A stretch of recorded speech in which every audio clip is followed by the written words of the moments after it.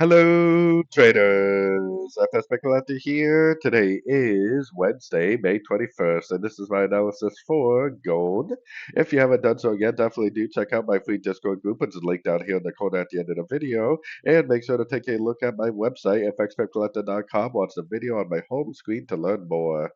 So anyways, gold made a really nice push up yesterday afternoon. It gave us that nice break of structure that I've been talking about, which I think helps confirm that this really is the end of a pullback, the end of an A, B, C pullback right at the 61%. I mean, yeah, it did go below it a little bit, but it definitely respected the 61%.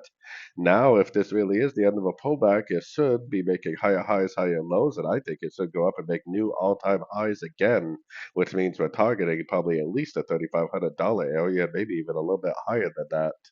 So taking it down to the 1 hour time frame. So on the 1 hour time frame, I'm looking for pullbacks. Whether or not it's going to make a big pullback now, I have no idea. I mean, it could just keep on going up, which is why I definitely wouldn't be trying to sort it. I would much rather just be trying to wait for a proper pullback, some sort of a three-way pullback down to a Fibonacci retracement level, and then just go long for the continuation of the uptrend. So you put your Fibonacci retracement on the last impulsive move, you wait patiently for a three-way pullback, and then you go long at the end of the pullback for another entry for the continuation of the higher time frame uptrend. So anyways, don't forget to like and subscribe, and as always, thank you for watching and happy trading.